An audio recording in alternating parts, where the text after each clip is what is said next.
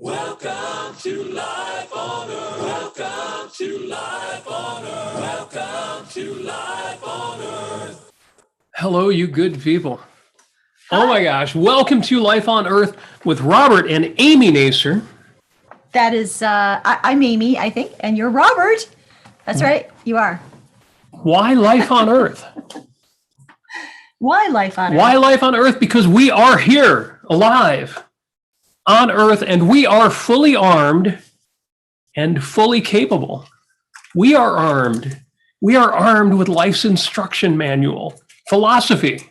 Mm-hmm. And on the ARC UK channel, we are armed with the most accurate instruction manual ever. The most accurate, most powerful, most useful, most undeniable ideas ever. Most splendid, most delightful. We are well armed, and it's a damned good thing because we're up against two threats. Threats. And you good people out there, you are up against the same two threats we are. And you know what I'm talking about. Two challenges, two existential risks. And the first is primary. The first is easily met. We are up against the requirements of human survival. Oh, that sounds easy enough. Yes. Well, again, the first one's easy. As I have said, yeah. If Ayn Rand was right in describing her philosophy, the philosophy of objectivism, as a philosophy for living on Earth, then it stands to reason that, other things being equal, objectivists, fans of Ayn Rand, are or should be the most successful, positive, optimistic, benevolent, wealthy, gracious, cheerful, efficacious, happy people on Earth. You're saying this about objectivists? Objectivists. Oh, you know who you are. You know who you are. The second. Yeah. Point deux. The second challenge, the second threat, the second domain in which we must act, engage, and win is in fighting the wrong philosophic ideas. You know, to chalk up. Wait. Say that one more time. We can't fight the wrong philosophical. Wait, we need to fight wrong philosophical ideas? We are fighting the wrong philosophical. Well, we're fighting wrong philosophical ideas. Oh, okay. See, we face opposition. I'll ground all this in a minute. All right. We face enormous opposition. Okay. But to chalk up to our opposition, all of those opposed to rationality, all the people opposed to virtue, all the people opposed to liberty, to political, economic freedom, to chalk all that up to laziness or stupidity or even malice, to chalk all that up to laziness and stupidity and malice is lazy and stupid and malicious. That's a very interesting idea that you are putting forth. Or at a minimum, it's naive. See, philosophy really is a thing. You like the sound effects there? Yeah. Philosophy really is a thing. Because it's knocking at our door. I'm telling you, being right isn't easy. It isn't obvious. These ideas, reason, purpose, self-esteem, these virtues, rationality, independence, productiveness, honesty, integrity, justice, pride, these ideas are not self-evident. So they're hard and difficult. Well, let me tell you. Let me tell you what happened. What is this? What is this story you're about to tell us? On Monday, September 13th, 2021. Some of you will be watching this years from now because you'll be saying, that's that episode I've got to see, because that's when they really said it all. But on Monday, September 13th, 2021, the Met, New York's Metropolitan Museum of Art, the Met. They met at the Met Gala. Held their annual gala fundraiser. And New York Congresswoman Alexandria Ocasio-Cortez, Alex for short, attended the event in a white dress with bold red lettering across the back declaring, Chick-fil-A. Tax the rich. Tax the rich. Yes. The next day, the internet was all over this. You know who you are. You know who I'm talking about. Mm. And the most common complaint by far was the accusation of, let me see it in the chat. Alexandria Ocasio-Cortez shows up at the Met Gala in a white dress, red letters on the back, tax the rich. And by far the most common accusation, the most common complaint, the most common taunt was, I'm watching the chat here. I'm just waiting to see it. There it is. Daniel comes across with it. Yay, Capital Daniel. letters. And that is apropos of what happened. Hypocrisy. How dare she? Yes. Yes, Ram says the same thing. That's right. Even though there was no evidence of hypocrisy. Really? Okay. The event was a charitable event paid for by the rich. Mm. But more, the rich people in question are all about tax the rich. What does Bill Gates tell us? Maybe the richest man in the world. I have to check this week. Bezos may be ahead of him, whatever. What does Bill Gates say? I should be taxed more. Mm. What does Warren Buffett say? He complains that his secretary pays a higher tax rate than he does. Mm. The rich want to be taxed more. Right. There's nothing hypocritical about Alexandria Ocasio-Cortez wearing a white dress with big red letters on the backs that says tax the rich. Now, a lot of people read that as eat the rich, destroy the rich. I hate the rich. She didn't say any of those things. Well, but if she wants to tax them, obviously she hates them. How much do you think the income tax rate, the top marginal rate, the rate on rich people is right now? Yes, it's 38.5%. Mm-hmm. With all the loopholes, nobody pays that. But even assuming that they did 38.5%, what do you think the top tax rate was when I was born? You already told me, but go ahead and say it. The top tax rate the year that I was born was 77%. Wow. And before that, 1952, 1953, 92%. Now, and you're talking individual income tax. That's right. Not corporate taxes, not any of the other stuff, Right. but just the tax the rich part.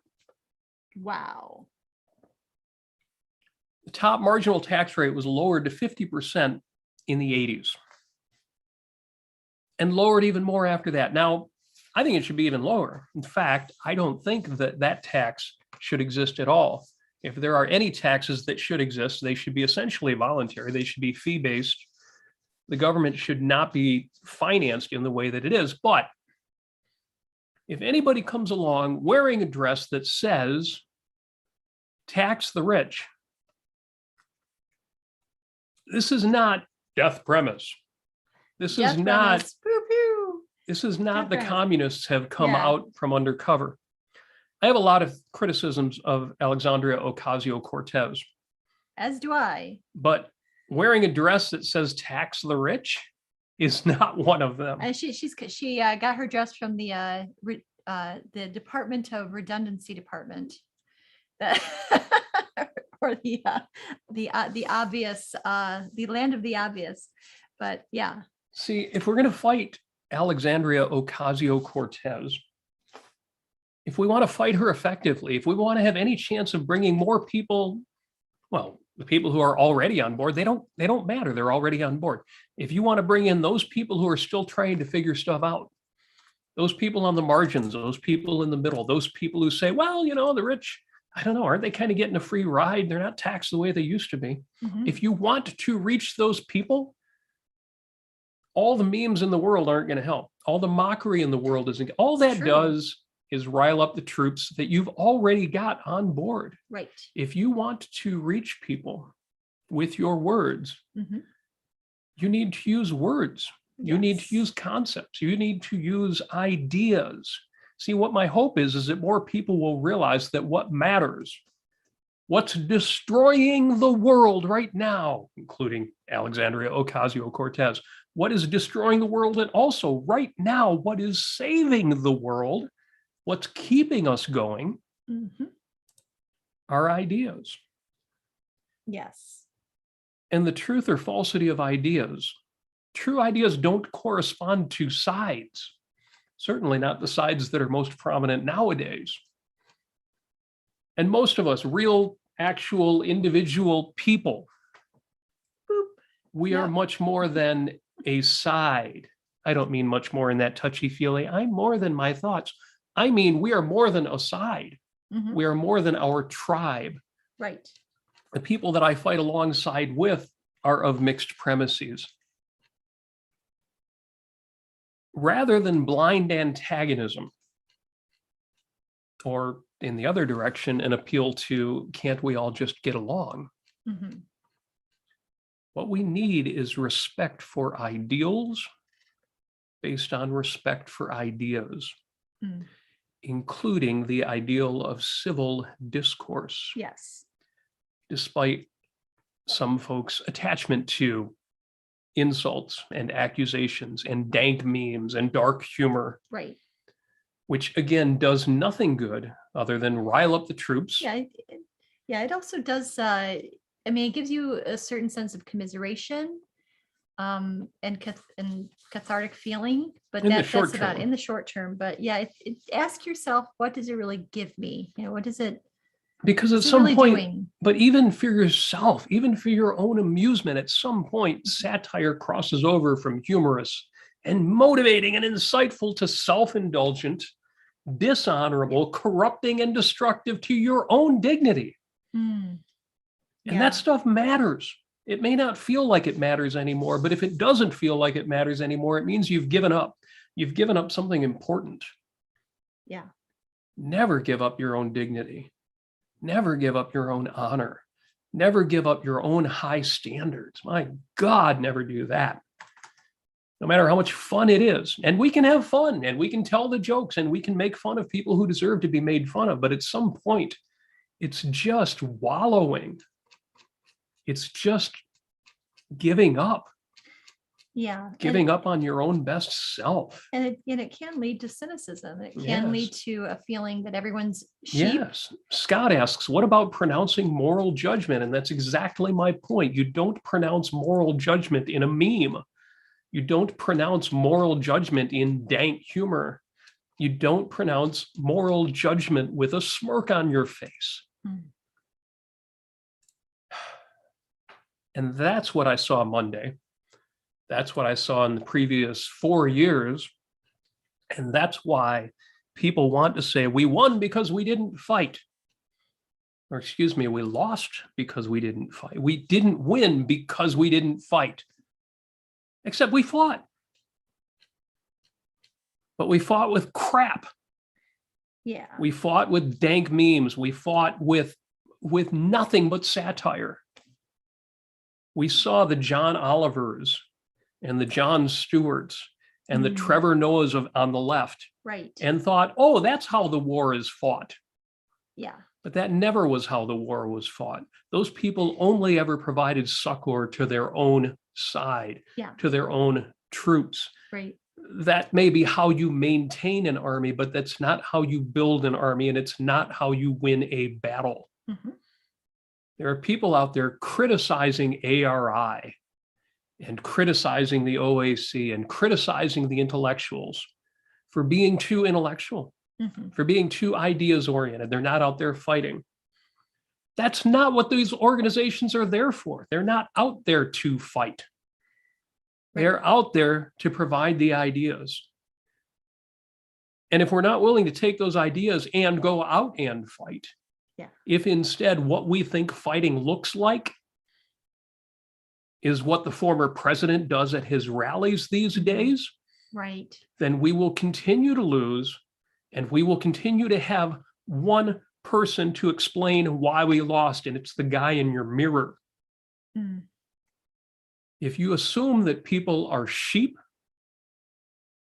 you lose because you're wrong. If you assume that people are just vicious, you lose because you're wrong. This is a battle of ideas. That's the playing field. That's the war zone. That's the level on which we will win or we will lose. Somebody said to me, well, ideas only work on people who care about ideas. People who want to murder you because they hate the fact that you live will not be swayed by ideas.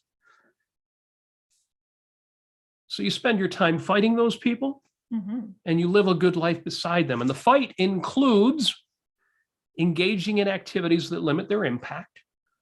So you go to rallies, you vote. Spreading better ideas to those still open to reason. You speak out, you write, you use social networking, you tailor your activities and purchases and events around the good and the true things that you advocate. You increase your knowledge, you increase your resources, your confidence, your certainty. It's why I want to see all the objectivists continue to pursue their own personal success so they have the resources to spend on this battle, this intellectual battle. And again, the most important thing is to live well as both an answer to those you're fighting and as an example and inspiration to friends and other potential allies, because those are the people that you're supposed to be addressing. Those are the people that are going to matter. Those are the people who are going to win this battle or lose this battle for us.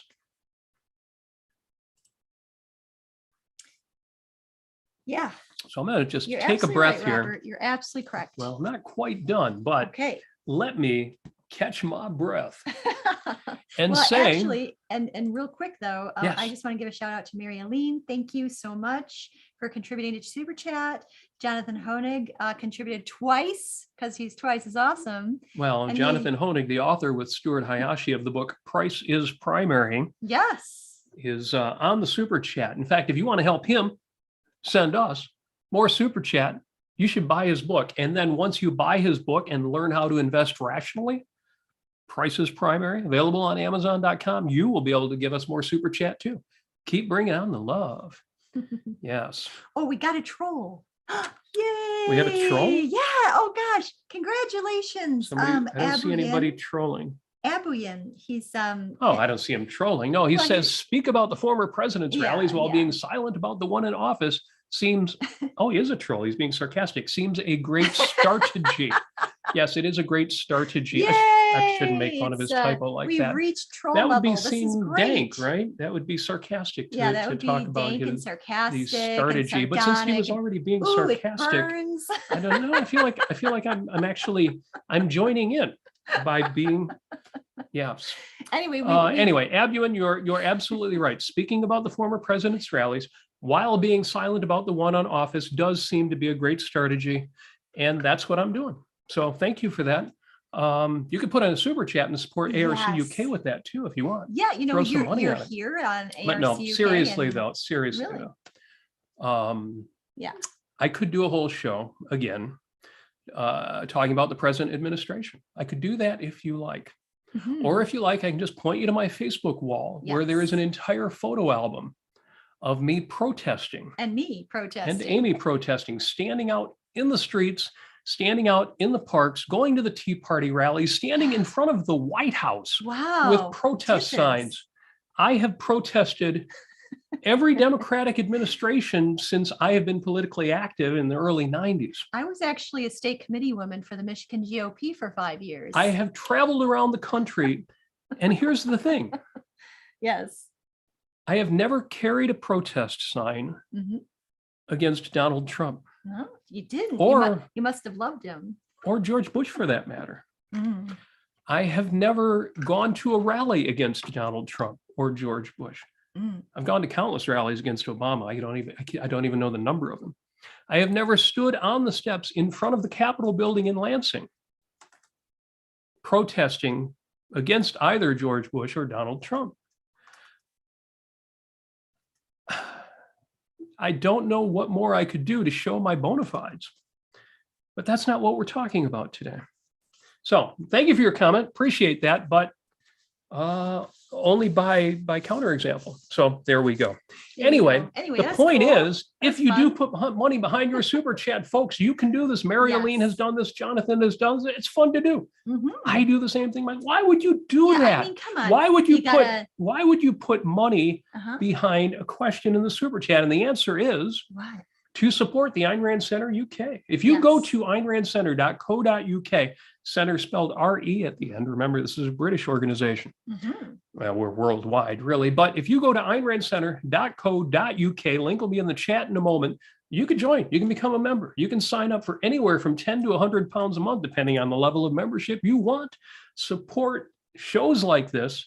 Support the activities. Yaron Brook is over in the UK right now. In fact, just before us, he did a show talking about our favorite person. And there were other shows all day. There are every day. They're kind of amazing. I know that the Lord and Emperor behind all things Ayn Rand Center UK, Rosie Ginsburg, Yes, his Rosie. goal is to have 24-hour content. And I don't know where he's at with that, but it feels like he's halfway there because I haven't got time to even listen to everything that is produced on the channel. Although Lord knows I try, and sometimes I've got two earpieces in. One has got one show and one has got the other. It's a real challenge. You know, not only are we increasing quantity, we're increasing quality, and that all coincides, and we're reaching so many different people out there. It's really fantastic, very exciting. And we're meeting all kinds of people on the Clubhouse. By the way, see, now people are giving Obuan trouble, and oh yeah, don't bother Obuan. no just, fighting. Well, you guys, you do what you he's want. on his Obviously, own you can't tell a journey. bunch of Ayn Rand fans, do this, do that. Now they're going to do what they're going to do. Independence, one of the top 7 virtues. So you guys, you enjoy. Just do your thing. We're celebrating Obuan as being our first true actual. And I will, pro-Trump troll, and I'm going to so say it's something great. good about Donald Trump. Or at least I'm going to say something good about the presence of Donald Trump coming out of my little bit of marketing there. If the culture has gotten so irrational that violence or dank memes or sarcasm is all that's left to us, then what is the point of this discussion, of any discussion? But you see, in fact, the election of Donald Trump shows that enough Americans remain open to an alternative to the standard run-of-the-mill statist collectivists, and that the intellectual battle is far, far from over. Now, I would say, unfortunately, that those who voted for him got less than they bargained for, but still, it goes to show that an even better candidate can still win. If Donald Trump can be elected, then another independent maverick could be elected. America is hungry for that. They were hungry for a Donald Trump. They were hungry for an outsider. They were hungry for somebody who was willing to actually say, Washington, D.C., it's a mess. Nobody should tolerate that. Just imagine another Ronald Reagan, not even Ronald Reagan. Imagine Rand Paul or Justin Amash or Ted Cruz before he kind of sold out. Imagine any of those people. Imagine somebody better than that. Yeah. You think there's nobody better than that? You didn't think Donald Trump would come along either. There are still surprises out there.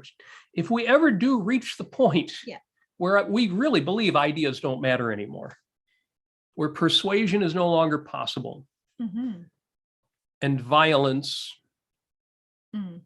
or intellectual violence is the order of the day. Yeah, no. At that point, who the hell cares who are the good guys and who are the bad guys? Crucially important to bear in mind is that between what's destroying the world and what's saving the world right now, keeping everything up and running, it's the latter that's of primary importance. And in fact, you can't address the former, what's wrong with the world, effectively, or even at all, without establishing the latter. If you don't know what's right, you can't fight what's wrong. If you cannot express the positive, right, and in something a little more substantial than make America great again, then you're not fighting for anything. You're fighting against something, and you will never win. Because unless you're fighting for something, you're no different than the opposition. And leave me the hell alone is not enough. Now, fortunately, as fans of Ayn Rand, as objectivists, as philosophical types, we have substantially more to offer than leave me the hell alone. Leave me the hell alone is part of that. Get the hell out of my way is part of that. but only part of it. And we ain't going to win on just that. All right. Well, do you have time for some recognition and praise of our wonderful people here? What's going on there in the chat? Okay, Daniel, he says, it is not a sin to support Amy and Robert. It is not a sin. That's true. That's true. Despite our lack of and then Steve, respect for sin. Our good friend Steve, by the way, he says, I will sin no more. And he contributed How $4.99. How did sin become sin? Must have been. I don't know. There's something going on here. I'm not entirely sure. Yeah. Well, interesting stuff, man. Okay. And then Mary Aline, who is the best in the world. She really is. She's just the best. She says, when the Tea Parties turned religious and anti-abortion, I stopped participating in live protests of any kind. Yeah, I stuck it out a little longer than that. I know, me too. Because the Tea Party, I mean, it started out so good. It was focused. Yeah. It was actually focused, and it was economic freedom focused. I'm like, this is great. Yeah. Let's support it. Yeah. And she also says Donald Trump was not in any way an independent maverick, though many who voted for him thought he was. And hey, even I had hope. I hoped that he would rise to the challenge. Just think, I shouldn't go on the rant, but here we go. Just imagine if Trump had been half of what he could have been. If he had risen to the challenge, if he had chosen dignity, if he had chosen to be rational, if he had not made those 4 years the Donald Trump show, if he had not made it an extension of Donald Trump's ABC Apprentice White House edition, if he had actually decided to be a great president. Yeah, or just a good. He's not an idiot person who was forceful about economic freedom and individual rights, and and not going down all those awful rabbit holes that he did. Think of all the good things that he did. $28 trillion in debt. Think of the good things that he did. Yeah. Think of what he did to the UN. Think of what he did to the Israeli embassy. Think of what he did. Imagine if he had actually gotten the hell out of his own way. If he had stopped making it about, oh, look at this great thing I'm going to do, which half the time was a horrible. If he had just gotten the hell out of his own way, it could have been a presidency to rival the 1980s.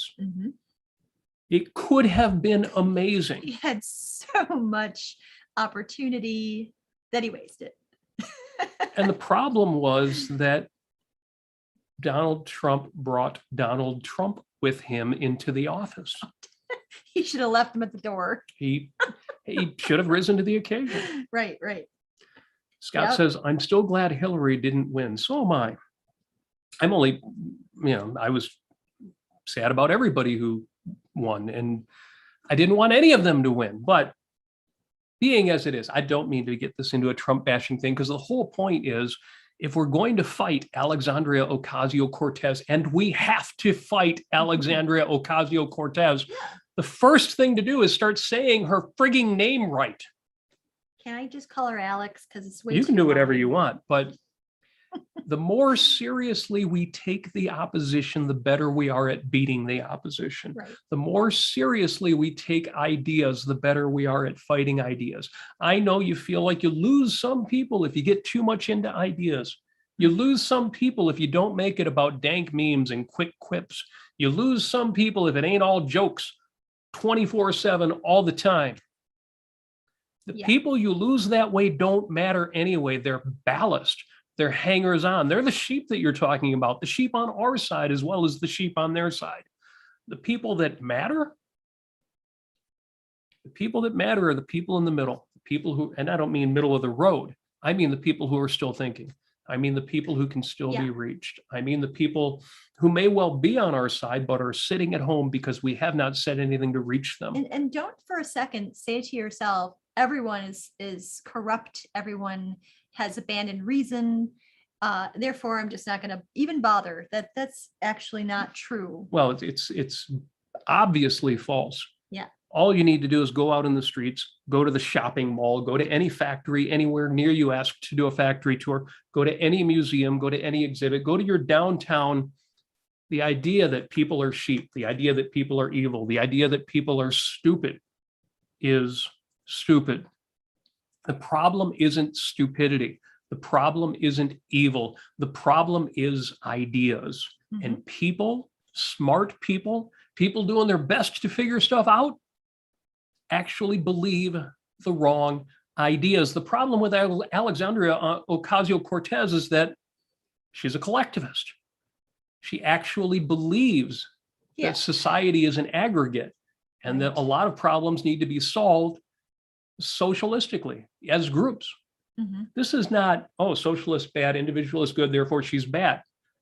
This is a whole different metaphysics. This is a whole different ethics. This is a whole different way of understanding the world. If you want to understand how to fight Alexandria Ocasio-Cortez, you need to understand her philosophy.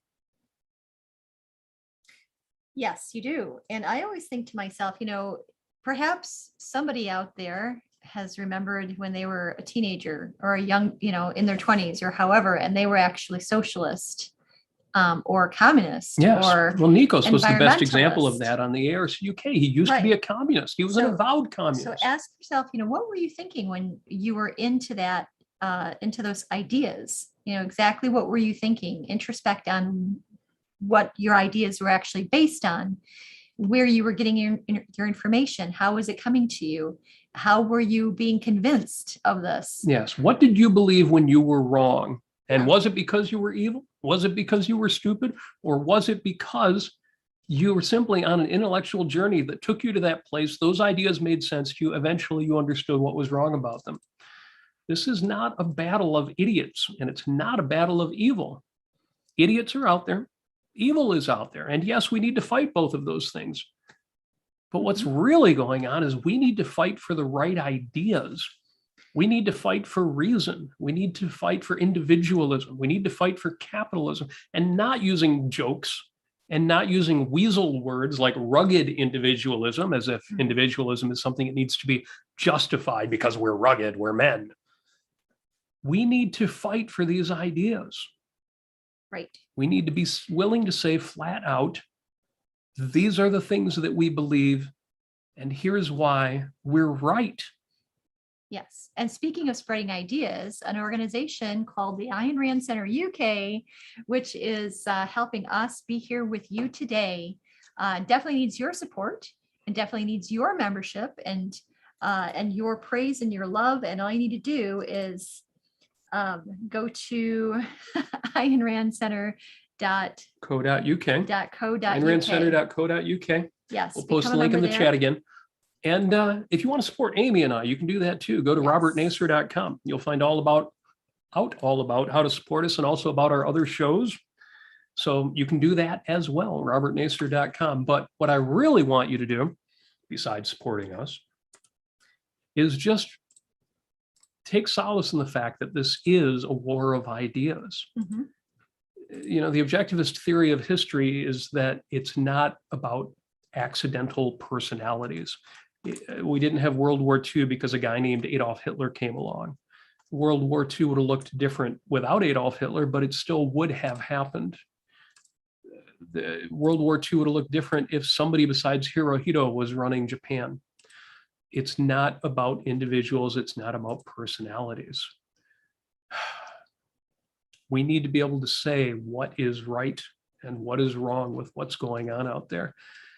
And I believe most of you do, and most of you can. I just get frustrated when something like the Alexandria Ocasio-Cortez dress issue comes along, and instead of saying her dress proclaiming tax the rich looks ridiculous because it's a foolish statement, not because she was a hypocrite. She wasn't a hypocrite. There was no hypocrisy in anything to do with that event, but simply because her economics is wrong. If you shut down the rich, you shut down industry. If you shut down the profits of the people who produce the most, they're going to produce less. And your poor, benighted line worker is also going to be worse off. We need to be able to say those kinds of things.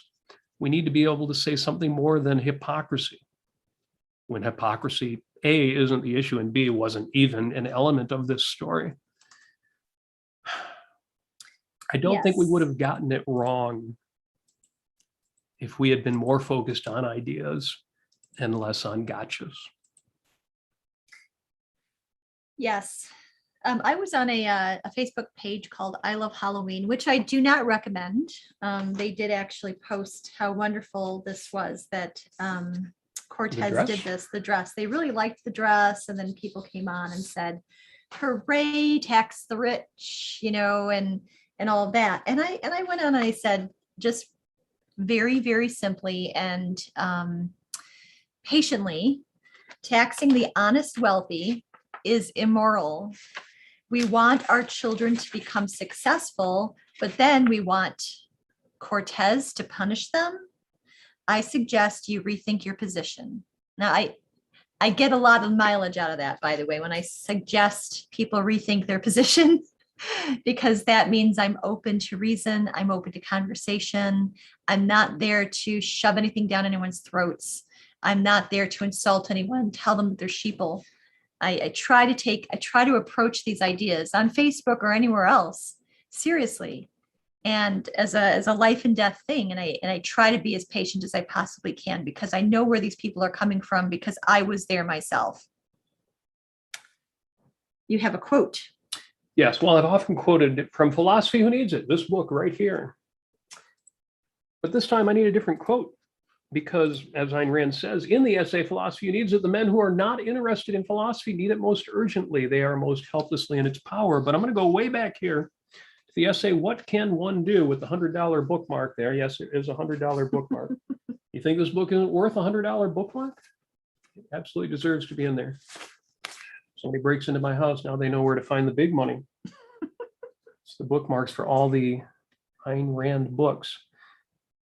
What can one do? I'm going to skip a few paragraphs here. If you are seriously interested in fighting for a better world, begin by identifying the nature of the problem. The battle is primarily intellectual, philosophical, not political. Politics is the last consequence, the practical implementation of the fundamental, metaphysical, epistemological, ethical ideas that dominate a given nation's culture. You cannot fight or change the consequences without fighting and changing the cause, nor can you attempt any practical implementation without knowing what it is you want to implement.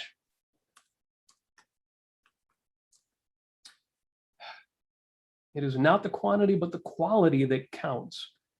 The quality and consistency of the ideas that one is advocating. Mm-hmm. As always, Ayn Rand says it better than I can. Yeah, go ahead. But this is a battle of ideas. Yes. And since ideas exist in the minds of other human beings, you actually need to take time out and understand where that person is coming from. Be patient, understand where that person's head is at to the best of your ability. Of course, arguing on Facebook only, has major limits to it. But, if you can speak to your coworkers, your family, whatever it is, whoever's around you, and just, give them a little spark, or ask them a question, ask them what they think, that may actually be a good in to speak philosophically with them and speak about the correct ideas with them. Yeah, it's an act of love. So try to approach it that way. Yes, and there are a lot of folks in the chat here. If you have a super chat, please go ahead and put that in, because we're about to wrap up. We'd love to hear your questions or comments. So obviously my message is clear. This is a battle of ideas. Ayn Rand's philosophy is a philosophy of ideas. There is plenty of room out there for political action. There's plenty of room out there for advocacy, but that's not primarily what philosophy is for. Yes, we need to do those things. But the people who say, well, why are you so focused on philosophy? Why aren't you out there joining in with the right, fighting the left? That, as worthy as that goal is, that's not what I'm here for. And for most of us, that's not what you're here for either. You're here to live life. Now, to the extent that your political opposition is in your way, yes, by all means, fight them. That's what I'm doing. The biggest obstacle I have to fighting everything that Joe Biden and Kamala Harris and Alexandria Ocasio-Cortez are doing right now to me. The biggest obstacle I face are the anti-ideological supposed allies. The biggest thing that's in my way is the leadership of my supposed allies. The biggest thing that's in my way in fighting Joe Biden and Kamala Harris and Alexandria Ocasio-Cortez and the whole cohort, the whole swamp, if you will, is the man who said, oh, well, I'm not ideological. Ideas are everything. Every word that comes out of your mouth, every word that you type in the chat on YouTube, every word you say, and even more importantly, every word, every concept that you think is an idea. Computer or telephone you're watching or listening to this on, the house that you live in, the car that you drive, the job that you go to, the roads that you drive on, the food that you eat, everything comes from the functioning of the human reasoning mind. Everything comes from ideas. Politics flows out of ideas. Everything is ideas. We will not win the political battle. We will not win the philosophical battle without a deep and firm and abiding respect. Respect. I'm going to say the word again, respect for ideas. I want that for you purely for your own selfish living your own best life. But I also want that for you because if there's a political battle to be won, that is how it's going to be won. And that is what I've got to say today. Thank you for joining us for Life on Earth with Robert and Amy Nasir. Oh, we have one more super chat just came in. He says, Sam says, cool. I think Peikoff once said, laughter is a form of anger in response to the absurd, the unreal, the metaphysically evil. When is laughing at insanity okay? There's more to be said about that. We should do a whole episode on humor. He did say that Ayn Rand said that it's a way of denying the metaphysical significance of something. There's more to it than that. We need to interview Chris Land, the man who wrote the book on humor. He wrote a book called Why Funny is Funny. Yes, very good book. It even includes instructions on how to become more funny yourself. Sam, take a look at that on Amazon. You can skim it a bit. I think the first chapter is on the website, whyfunnyisfunny.com. Right. You can read that for free. There's more to it than that. I liked Ayn Rand's answer to the question, but I don't think it was complete on what humor is. So when is laughing at insanity okay? No, I don't have a short answer to that. It's okay.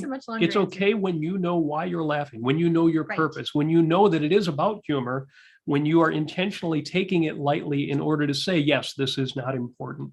So the short answer is going to be when it's intentional, when it's mindful, when it is rational.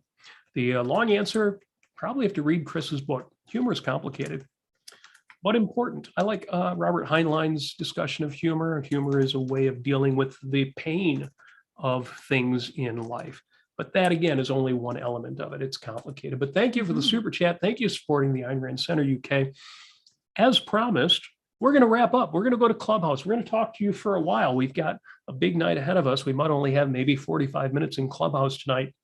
But we want to talk to you. We want to hear back from you. We love the chat, but we also want to hear your voice. Thank you so much for joining us. As always, AynRandCenter.co.uk to support the Ayn Rand Center, RobertNasir.com to support Robert and Amy Nasir. You can support me there. Thank you so much for joining us. We'll see you at Clubhouse in a minute, and goodbye.